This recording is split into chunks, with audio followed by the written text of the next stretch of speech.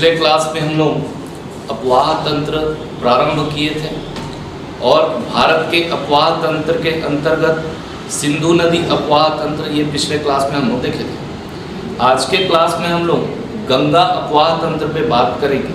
Okay, चलिए start करते हैं। गंगा अपवाह तंत्र, गंगा अपवाह तंत्र। तो गंगा अपवाह तंत्र में जो मुख्य नदी होगी वो कौन सी नदी होगी? तो आपका गंगा नदी। ओके, गंगा अपवाह तंत्र पूरे भारत का सबसे बड़ा अपवाह तंत्र माना जाता है। क्लियर है? गंगा अपवाह तंत्र को भारत का सबसे बड़ा अपवाह तंत्र माना जाता है। और भारत में बहने वाली जो भारत की सबसे लंबी नदी है, ठीक, बोलेगा भारत की सबसे लंबी नदी कौन सी? तो भी गंगा नदी। भारत का सबसे बड़ा अपवाह तंत्र कौन सा? तो भी आपका गंगा अपवाह तंत्र। गंगा नदी की लंबाई, गंगा नदी की जो लंबाई है वो आपका 25-25 किलोमीटर। कितना है? 25-25 किलोमीटर। क्लियर? अब गंगा नदी का जो उद्गम होता है ये होगा कहां से? आपका उत्तराखंड से। कहां से? उत्तराखंड से। उत्तराखंड में हिमालय से होता है। उत्तराखंड में गोमुख नामक स्थान से गंगोत्री ग्लेशियर से, कहां से? गंगोत्री ग्लेशियर से उद्गम होता है किसका? आपका तो गंगा नदी का। उसके बाद ये पूरा उत्तराखंड में बहेगी। उत्तराखंड में बहते बहते फिर ये कहां जाएगी? आपका तो उत्तर प्रदेश। उत्तर प्रदेश के बाद में आपका बिहार, बिहार के बाद झारखंड, झारखंड के बाद पश्चिम बंगाल। तो भारत के 5 राज्यों में ये प्रवाहित होती है। कितने राज्यों में? 5 राज्यों में। तो याद रखिएगा, गंगा नदी भारत के 5 राज्यों में प्रवाहित होती है। पहला आपका उत्तराखंड, उत्तराखंड के बाद में आपका यूपी उत्तर प्रदेश, उत्तर प्रदेश के बाद में आपका बिहार। कहां पे? बिहार। बिहार के बाद में आपका झारखंड। कहां? झारखंड। और झारखंड के बाद में आपका पश्चिम बंगाल, वेस्ट बंगाल। ये 5 राज्यों में प्रवाहित होती है। क्लियर है? अब इन 5 राज्यों में गंगा नदी की जो सर्वाधिक लंबाई है वो किस राज्य में? तो याद रखना, गंगा नदी की सर्वाधिक लंबाई आपका उत्तर प्रदेश में है। कहां पे है? उत्तर प्रदेश में। और न्यूनतम लंबाई जहां पे गंगा नदी सबसे कम प्रवाहित होती है वो है कौन सा? आपका झारखंड। कौन सा राज्य? झारखंड। तो याद रखिएगा, गंगा नदी सर्वाधिक कहां प्रवाहित होती है? यूपी में। और न्यूनतम उसका प्रवाह क्षेत्र कहां पे है? आपका तो झारखंड में। कितने राज्यों में प्रवाहित होती है? तो 5 राज्यों में। अब क्या गंगा नदी जब गंगोत्री ग्लेशियर से निकलती है तो निकलते साथ वो आपका गंगा नदी कहलाती है? जी नहीं। गंगा नदी भागीरथी और अलकनंदा का जो संयुक्त प्रवाह है, ओके, गंगा नदी कैसे बनती है? जब भागीरथी और अलकनंदा मिलती है तब उनकी संयुक्त धारा को क्या कहते हैं? गंगा नदी कहते हैं। क्लियर है? तो देखिएगा, ये सारी घटना कहां की है? उत्तराखंड की। कहां की? उत्तराखंड। तो उत्तराखंड में एक ग्लेशियर है। उत्तराखंड में एक ग्लेशियर है। इस ग्लेशियर का नाम है आपका सतोपथ ग्लेशियर।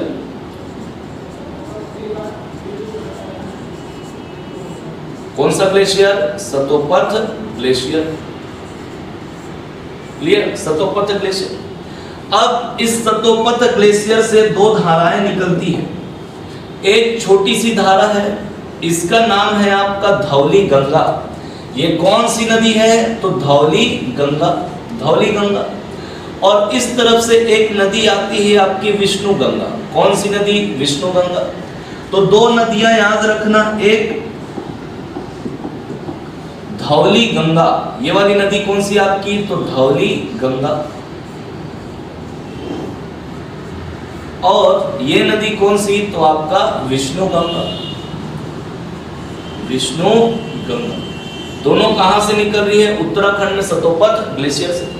तो ये दोनों नदियां जिस जगह पे मिलती है उस जगह का नाम है आपका विष्णु प्रयाग। प्रयाग से भी प्रश्न बनते हैं। ओके, विष्णु प्रयाग। विष्णु प्रयाग में जब ये दोनों नदी मिलती है तब इनकी संयुक्त धारा कहलाती है क्या? आपका अलकनंदा। क्या कहलाती है? अलकनंदा। अलकनंदा, अलकनंदा। ओके, क्लियर है? अब जब ये अलकनंदा आगे प्रवाहित होती है तो कहां पे पहुंचती है? तो ये पहुंचती है आपका कर्णप्रयाग नामक स्थान पर। कहां पहुंचती है? कर्णप्रयाग पर। तो कर्णप्रयाग में यहां पर आकर इसमें मिल जाती है आपकी पिंडार नदी। कौन सी नदी? पिंडार नदी। पिंडार नदी। ओके, तो याद रखिएगा अलग, यहां से अलकनंदा कहला रही है। कौन सी नदी जा रही है? पूरी अलकनंदा। तो विष्णु प्रयाग के बाद अलकनंदा कहां पहुंची? कर्णप्रयाग में। तो कर्णप्रयाग में पिंडार नदी आकर मिलती है, तब भी इनकी संयुक्त धारा क्या कहलाएगी? अलकनंदा। अब अलकनंदा फिर प्रवाहित हो रही है, थोड़ी दूर बाद ये पहुंच जाएगी कहां पे आपका? तो रुद्रप्रयाग में। कहां पहुंचेगी? रुद्रप्रयाग में। रुद्रप्रयाग, तो रुद्रप्रयाग नामक स्थान पर ये अलकनंदा में आकर मिल जाती है। कौन सी नदी? तो मंदाकिनी नदी। कौन सी नदी? मंदाकिनी नदी। ये नदी आपकी मंदाकिनी। ओके, मंदाकिनी नदी। तब भी इनकी संयुक्त धारा किसकी? अलकनंदा और मंदाकिनी की। ये क्या कहलाएगी? आपका अलकनंदा। क्या कहलाती है? अलकनंदा। अलकनंदा के नाम से ये क्या हो रही है? प्रवाहित हो रही है। ओके, आगे रुद्रप्रयाग के बाद जब ये अलकनंदा प्रवाहित होते होते ये पहुंच जाती है कहां पे? देवप्रयाग में। कहां पहुंचती है? देवप्रयाग। देवप्रयाग, क्लियर? तो देवप्रयाग में जब ये पहुंचती है तो इस पे आकर मिलेगी कौन? भागीरथी नदी।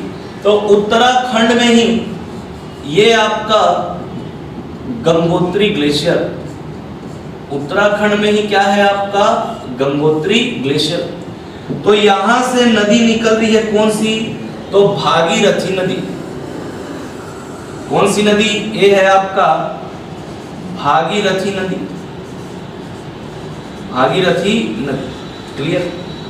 और भागीरथी नदी जाकर देवप्रयाग में किससे मिल जाती है? या आप बोलो भागीरथी में आकर कौन मिल जा रही है? अलकनंदा। तो जब भागीरथी और अलकनंदा एक दूसरे से देवप्रयाग नामक स्थान पर मिलती है तब इनकी संयुक्त धारा क्या कहलाती है? तो गंगा नदी। क्लियर है? बनेगा। ओके, और भागीरथी की एक सहायक नदी का नाम याद रख लेना, ये जा रही है आपकी भिलांगना नदी। कौन सी नदी? भिलांगना नदी। ओके, कौन सी नदी? भिलांगना नदी। तो भागीरथी की जो सहायक भिलांगना है, ये भागीरथी में कहां पे आकर मिलती है? तो उत्तराखंड में टिहरी नामक स्थान पर। कहां पर? टिहरी नामक स्थान पर। और देवप्रयाग में भागीरथी अलकनंदा की संयुक्त धारा आगे चलकर क्या कहलाती है आपकी? तो गंगा नदी। क्लियर? तो ऐसे निर्मित होती है कौन सी नदी? आपकी गंगा नदी। याद रहेगा? चलिए, तो अब मैप में इसको ट्रेस करते हैं। तो मान लो ये उत्तराखंड के गंगोत्री ग्लेशियर से यहां से जा रही है आपकी कौन सी नदी? ये गंगा नदी। ठीक, यहां से निकल रही कौन सी नदी आपकी? ए गंगा नदी। क्लियर? अब गंगा नदी उत्तर प्रदेश में, उत्तर प्रदेश के बाद आपका कहां बहेगी? बिहार। कहां बहेगी? बिहार में। और फिर ये जाकर पहुंच जाती है, देखो ये झारखंड वाला एरिया है, तो बस यहां पर थोड़े से क्षेत्र में प्रवाहित होती है कौन सी नदी? गंगा नदी। कहां पे? तो झारखंड में। उसके बाद फिर ये पहुंचती है कहां? पश्चिम बंगाल में। कहां पहुंची? पश्चिम बंगाल में। तो पश्चिम बंगाल में जगह का नाम है आपका मुर्शिदाबाद। क्या नाम है? मुर्शिदाबाद। तो मुर्शिदाबाद में ये गंगा नदी की एक वितरिका इससे क्या हो जाती है? अलग हो जाती है।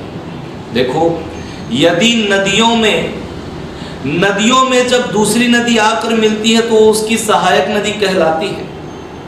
लेकिन जब नदी प्रवाहित हो रही और प्रवाहित होते होते उसकी एक धारा उससे अलग हो जाती तो उसको वितरिका या डिस्ट्रीब्यूटरी कहते हैं, याद रहेगा।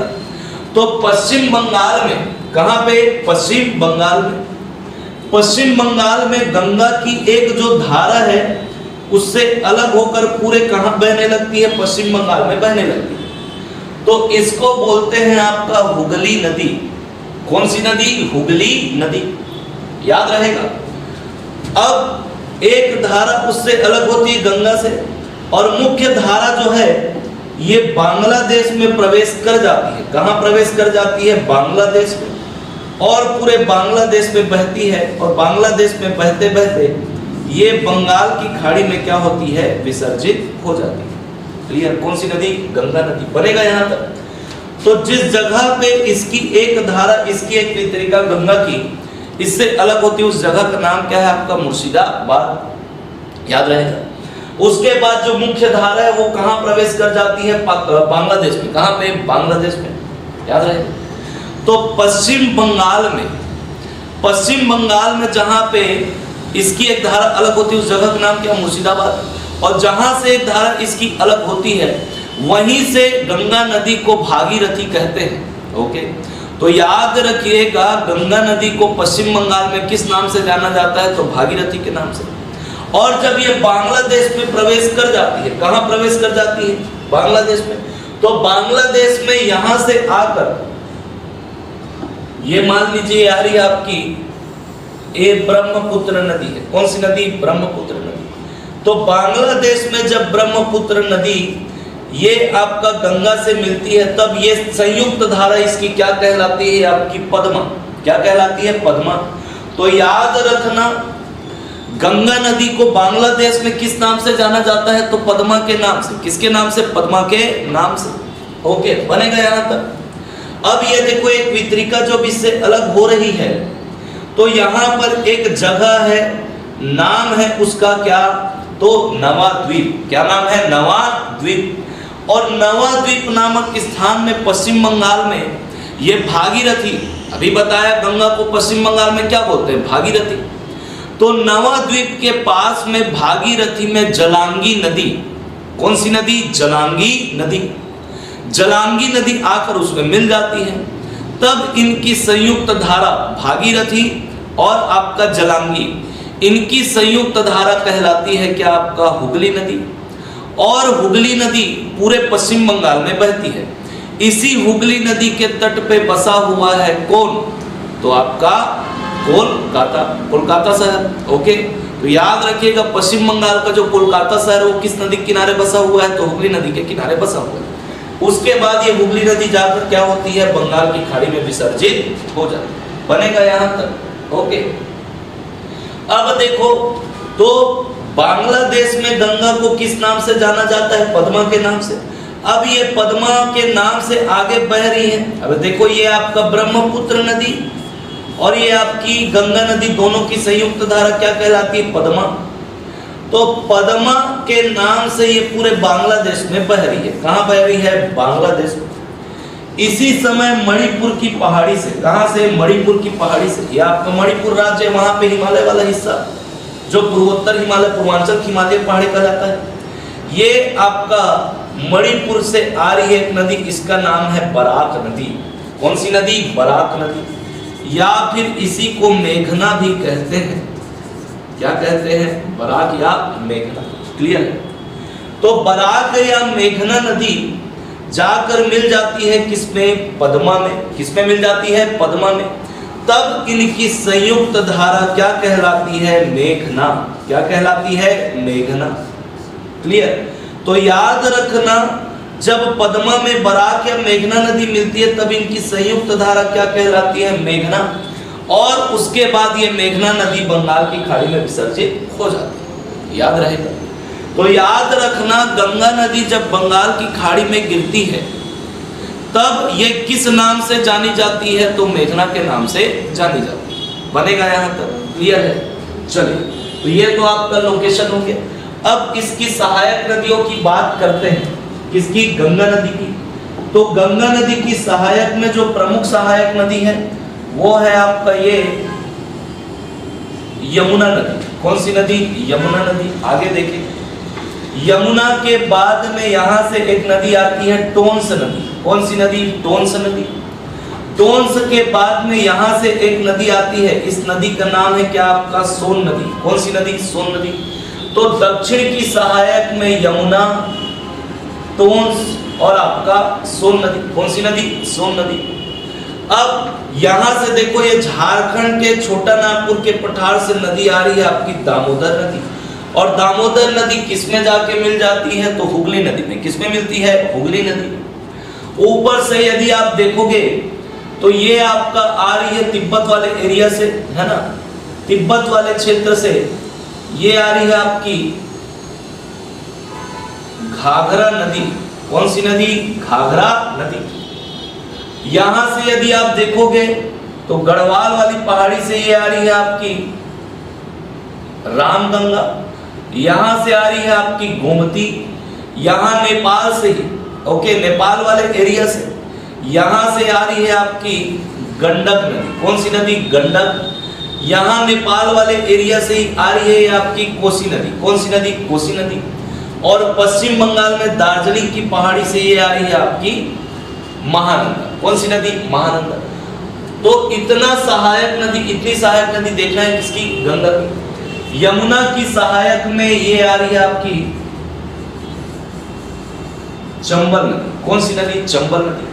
चंबल की सहायक में याद रखना आपका बनास नदी। कौन सी नदी? बनास नदी। यमुना की ही सहायक में, अब ये आपका यमुना की सहायक चंबल, चंबल की सहायक बनास, यमुना की सहायक में ही याद रखना आपका सिंध नदी। सिंध के बाद में याद रखना आपका केन नदी और आपका बेतवा, केन और बेतवा।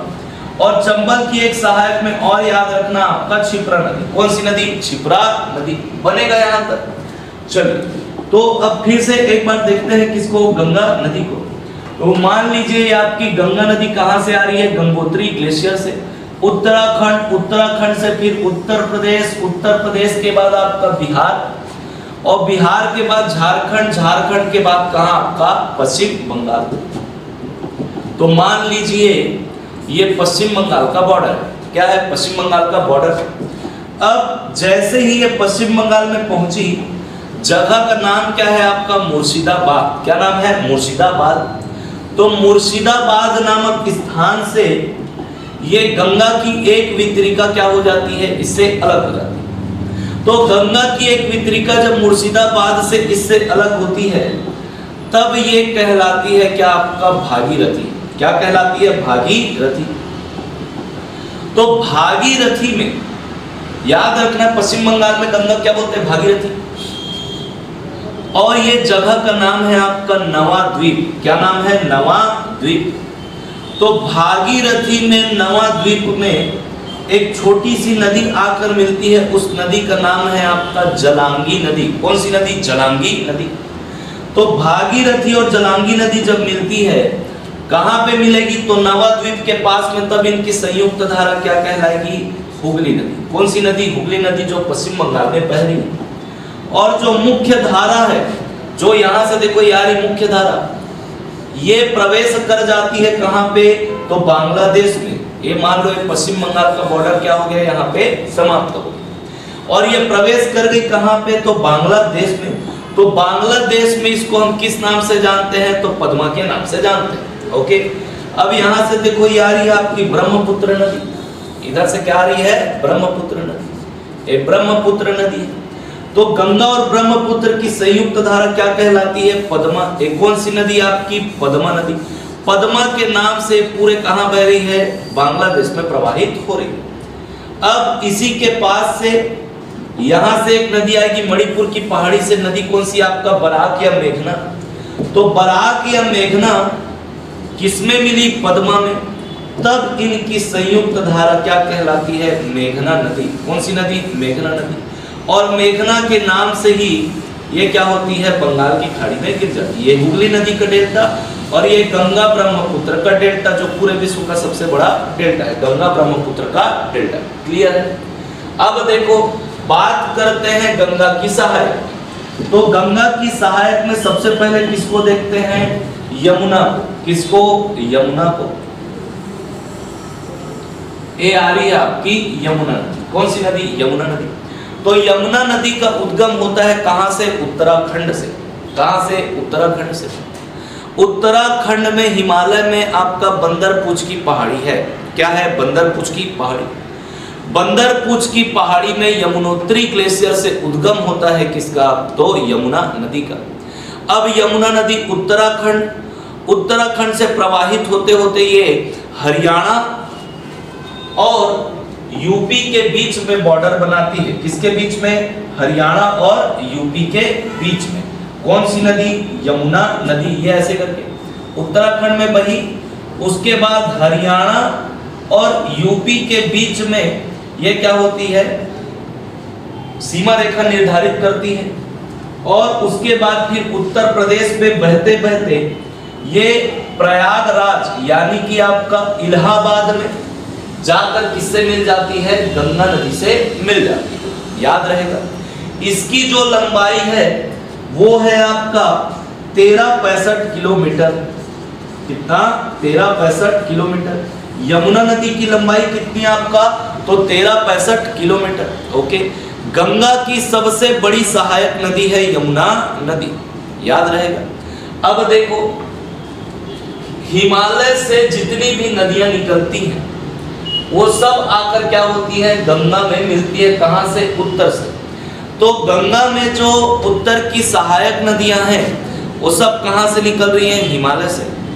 यमुना नदी भी हिमालय से निकल रही है, लेकिन ये उत्तर में ना मिलकर कहां पे मिल रही है? दक्षिण में। तो याद रखिएगा, यमुना नदी गंगा की एक ऐसी सहायक नदी है जो निकलती तो हिमालय से है, लेकिन गंगा नदी में उत्तर से ना मिलकर कहां पे मिलती है? तो दक्षिण में। याद रहेगा, यमुना नदी। यमुना नदी के बाद गंगा की जो दक्षिण की सहायक नदी है वो है आपका टोंस नदी। कौन सी नदी? टोंस नदी। ये टोंस नदी है। तो टोंस नदी का उद्गम होता है आपका मध्य प्रदेश से। कहां से होता है? मध्य प्रदेश से। मध्य प्रदेश में विंध्याचल पर्वत की श्रेणी है कैमूर श्रेणी। कौन सी श्रेणी? कैमूर श्रेणी। कैमूर श्रेणी में तमास कुंड जलाशय। कौन सा जलाशय? तमास कुंड जलाशय। तमास कुंड जलाशय से कैमूर श्रेणी में विंध्याचल पर्वत की श्रेणी, वहां से उद्गम होता है किसका? टोंस नदी का। ये मध्य प्रदेश में बहते बहते उत्तर प्रदेश में ये इलाहाबाद यानी प्रयागराज के निकट गंगा नदी से मिल जाती है। याद रहेगा इतना। अगला जो सहायक नदी है ये देखो बताया आप लोग को, सोन नदी। कौन सी नदी? सोन नदी। तो सोन नदी का उद्गम मध्य प्रदेश में अमरकंटक की पहाड़ी, फिर ये आपका बहती है कहां पे?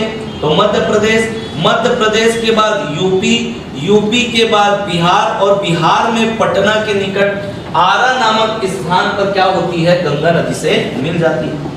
तो ये आपकी कौन सी नदी? सोन नदी। सोन नदी का उद्गम कहां से होगा?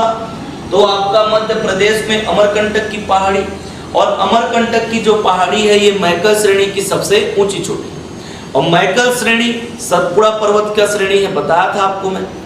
तो ये सोन नदी अमरकंटक की पहाड़ी से निकलकर मध्य प्रदेश में बहेगी। मध्य प्रदेश से फिर कहां पहुंच जाएगी? यूपी।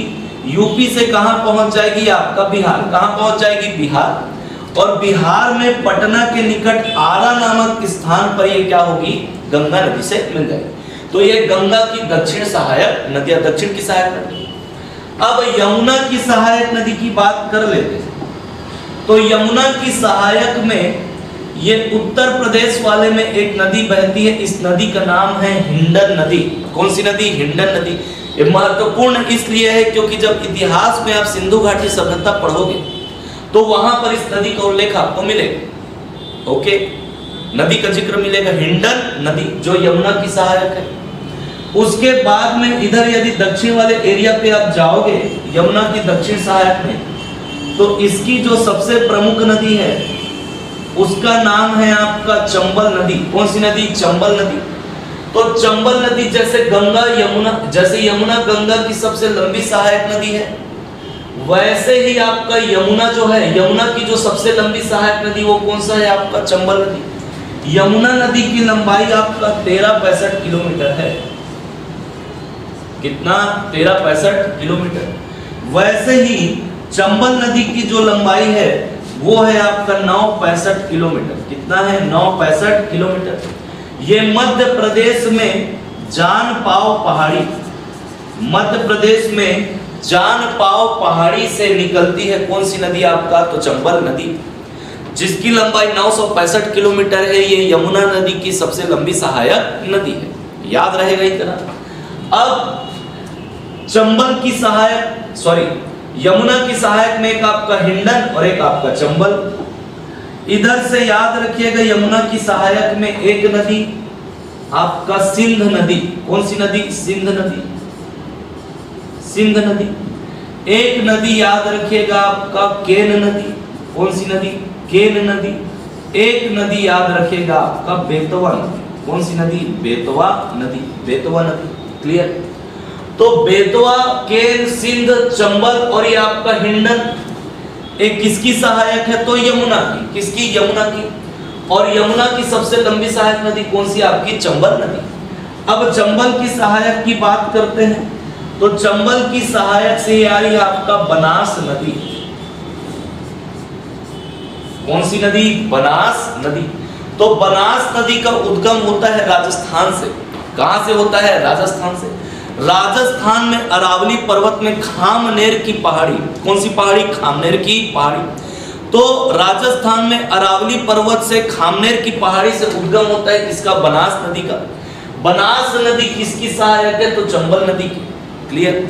ये जो आपका चंबल नदी है ये मध्य प्रदेश के जानपाव पहाड़ी से निकलकर पूरे मालवा के पठार में बहती है। कहां बहती है? यहाँ पे आपका पूरा क्या है? मालवा के पठार है, मालवा का पठार। और उस पूरे मालवा के पठार को ये क्या कर चुकी है? बीहड़खट्ट में अपरदित करते करते बीहड़खट्ट के रूप में क्या कर दी है? परिवर्तित कर दी। कौन सी नदी? चंबल नदी।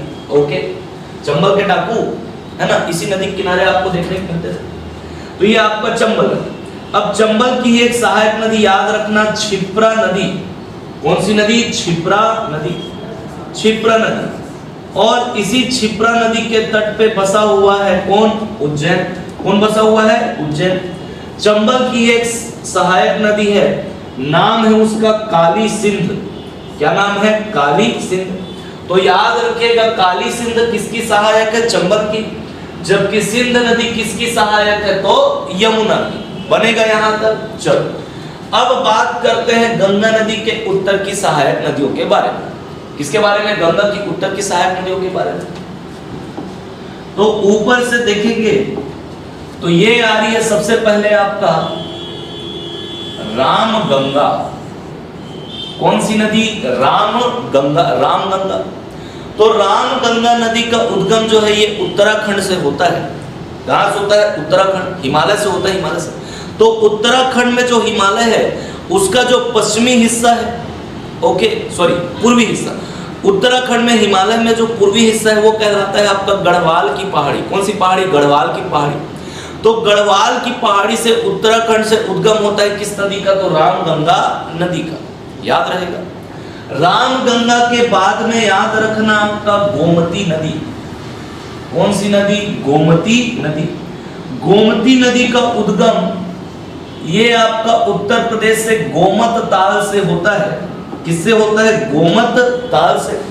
गोमत ताल को ही फुलहर झील कहते हैं। क्या कहते हैं? फुलहर झील। तो गोमती नदी का उद्गम आपका उत्तर प्रदेश में गोमत ताल या फुलहर झील से होता है। याद रहेगा इतना। इसी गोमती नदी के किनारे दो प्रमुख शहर उत्तर प्रदेश के लखनऊ और आपका जौनपुर। तो जौनपुर और लखनऊ ये किस नदी के किनारे बसे हुए हैं आपका? तो गोमती नदी के किनारे बसे हुए हैं। अब इसमें खास क्या है? तो देखो गंगा की जितनी भी सहायक है उत्तर की वो सब हिमालय से निकलती है, लेकिन गोमती नदी हिमालय से न निकलकर कहां से निकल रही है? मैदानी क्षेत्र से, झील से निकल रही है, मैदानी क्षेत्र की झील से।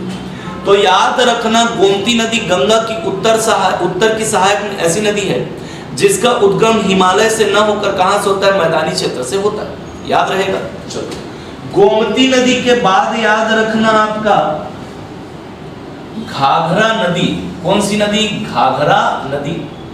तो घाघरा नदी का उद्गम ये होता है आपका तिब्बत के पठार से। कहां से होता है? तिब्बत के पठार से। तिब्बत के पठार में आपका मापचा-चुंग ग्लेशियर, कौन सा ग्लेशियर? मापचा-चुंग ग्लेशियर। घाघरा नदी का उद्गम तिब्बत के पठार में मापचा-चुंग ग्लेशियर से होता है। उसके बाद ये आपका नेपाल, नेपाल के बाद उत्तर प्रदेश में बहते हुए बिहार में छपरा नामक स्थान पर गंगा नदी से मिल जाती है। तो याद रखना, रामगंगा, गोमती और घाघरा ये पूरा कहां प्रवाहित हो रही है? उत्तर प्रदेश में। घाघरा नदी का उद्गम तिब्बत के पठार में मापचा-चुंग ग्लेशियर से होता है। फिर यह तिब्बत के पठार से बहते बहते नेपाल, नेपाल से बहते बहते कहां चल जाती है? उत्तर प्रदेश में। फिर छपरा नामक स्थान पर, बिहार में आता है छपरा, वहां पर गंगा नदी से ये मिल जाती है। बनेगा यहां तक। अब घाघरा की एक सहायक नदी है, उसका नाम याद रखिएगा, शारदा या आपका सरयू नदी। कौन सी नदी? शारदा या सरयू नदी। तो ये जो शारदा या सरयू नदी है ये घाघरा की सहायक है। किसकी सहायक है? घाघरा की। इसका उद्गम होता है नेपाल से। कहां से? नेपाल से।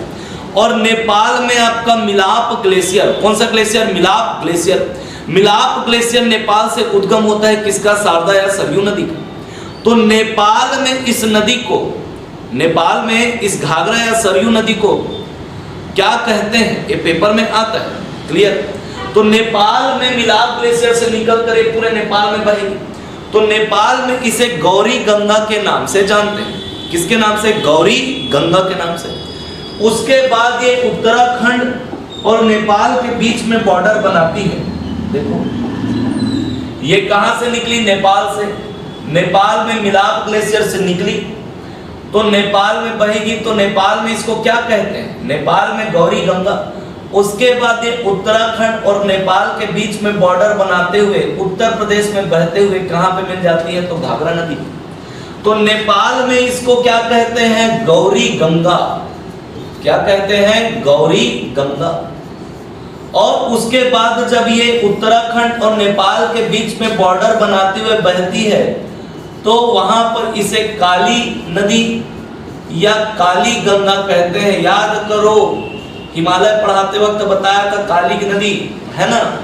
और इसी के बीच में आपका एक क्षेत्र है काला पानी, जिसको लेकर विवाद है। किसके बीच? भारत और नेपाल के बीच में, एक काली नदी। उसके बाद जब ये उत्तर प्रदेश में प्रवेश करती है, कहां प्रवेश करती है? उत्तर प्रदेश में। तो उत्तर प्रदेश में इसी नदी को सरयू नदी के नाम से जानते हैं। किसके नाम से जानते हैं? सरयू नदी के नाम से। बनेगा यहां पर ये आपका सरयू या शारदा नदी। ओके, तो अरे उत्तर प्रदेश में प्रवेश की तो ये शारदा नदी कहलाती है। क्या कहलाती है? शारदा नदी। तो इसी नदी का नाम बदलकर सरयू नदी रखा जाएगा। इसे ही शारदा को ही क्या कहते हैं? सरयू कहते हैं। और इसी शारदा या सरयू नदी के तट पे बसा हुआ है कौन? अयोध्या। कौन बसा हुआ है? अयोध्या। क्लियर। चलिए, ये आपकी घाघरा। घाघरा के बाद आते हैं आपका गंडक नदी। तो गंडक नदी, इसका उद्गम होता है नेपाल से। कहां से? नेपाल से। नेपाल में आपका हिमालय में दो प्रमुख चोटी बताया था, एक आपका माउंट एवरेस्ट और एक आपका धौलागिरी। क्या? धौलागिरी। तो धौलागिरी और माउंट एवरेस्ट के बीच से प्रवाहित होती है, कौन? निकलती है, उद्गम स्थल है उसका। किसका? गंडक नदी का। तो गंडक नदी धौलागिरी और माउंट एवरेस्ट के बीच से इसका उद्गम होता है। फिर ये नेपाल में बहती है। नेपाल में बहते बहते फिर ये कहां प्रवेश कर जाती है? बिहार में। तो याद रखना, गंडक नदी कहां बहती है? बिहार में। नेपाल में इसी नदी में, है ना, इसको शालिग्राम, नेपाल में गंडक नदी को किस नाम से जाना जाता है? शालिग्राम के नाम से। क्योंकि वहां पर इसी नदी पर जो पत्थर पाया जाता है उस पत्थर को शालिग्राम कहते हैं। तो उसी पत्थर के नाम पर इस नदी का नाम नेपाल में शालिग्राम रखा गया। याद रहेगा। ओके, अब कहां बहेगी ये? बिहार में। तो याद रखना, गंडक नदी कहां प्रवाहित होती है? बिहार में। उसके बाद नेपाल में गोसाई थान नामक स्थान से, नेपाल में गोसाई थान नामक स्थान से ये नदी आ रही है। कौन सी? कोसी नदी। कौन सी नदी? कोसी नदी। तो कोसी नदी का उद्गम कहां से होता है? नेपाल में। नेपाल में आपका कहां से? गोसाई थान नामक स्थान से। ओके, गोसाई थान की पहाड़ी, वहां से उद्गम होता है। फिर ये पूरे बिहार में बहती है। कहाँ बहती है? पूरे बिहार में, बिहार में प्रवाहित होगी। और फिर बिहार में गंगा में ये भागलपुर नामक स्थान पर जाकर मिल जाती है। किससे? गंगा से। अब चूंकि हिमालय से, अब हिमालय बहुत बाद में बना, फिर उसमें ग्लेशियर है ना, वहां से फिर नदियां निकली। तो हिमालय की अधिकतर नदियां जो है ये सब नहीं है, चूंकि हिमालय भी बहुत नया वलित पर्वत है, तो उससे निकलने वाली नदियां भी क्या होगी? नहीं होगी। तो नई नदियां हैं, ये अपने आधार तल को अभी प्राप्त नहीं की हुई है, तो इसलिए इनका जो प्रवाह है वो बहुत तीव्र है। अपने साथ बड़े बड़े चट्टानों को बहा कर लेकर आती है और अपने ही मार्ग को क्या कर लेती है, ये उन चट्टानों को क्या करती है? अपने मार्ग में डिपोजिट कर देती है, उसका डिपोजिशन हो जाता है, निक्षेपण हो जाता है। तो याद करो भाबर प्रदेश बताया था। तो ये नदियां बड़े बड़े पत्थरों को बहाकर अपने ही मार्ग को क्या कर लेती है? अवरुद्ध कर लेती है। तो जब अपने मार्ग को अवरुद्ध करेगी तो फिर दूसरा मार्ग खोजती है ये। तो ये अपने मार्ग बदलने के लिए क्या है? कुख्यात है। कौन सी नदी? कोसी नदी। अब ये अलग अलग मार्ग में प्रवाहित हो रही है, तो वहां पर क्या होती है? बाढ़ की स्थिति बन जाती है। ओके, तो इसी नदी के कारण बिहार में अधिकतर बाढ़ आता है, फ्लड। इसलिए इस नदी को बिहार का शोक कहते हैं। क्या कहते हैं? बिहार का शोक, शोरो ऑफ बिहार। अब इसके बाद बात करते हैं महानंदा की। किसकी? महानंदा की।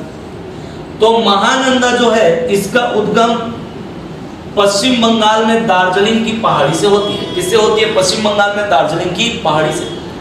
और फिर ये दार्जिलिंग से बहते बहते आपका पश्चिम बंगाल और बिहार के बीच में, पश्चिम बंगाल और बिहार के बीच में देखो बॉर्डर, पश्चिम बंगाल और बिहार के बीच में बॉर्डर बनाते हुए ये आपका पश्चिम बंगाल में ही गंगा नदी से मिल जाती है। कौन सी नदी? महानंदा नदी। याद रखिएगा, महानंदा नदी गंगा की सबसे पूर्वी सहायक नदी है। गंगा की सबसे पूर्वी सहायक नदी कौन सी है आपका? तो महानंदा। याद रहेगा। तो ये है आपका क्या? गंगा अपवाह तंत्र। क्लियर? तो कल के क्लास में हम लोग ब्रह्मपुत्र अपवाह तंत्र पे चर्चा करेंगे। Okay, thank you.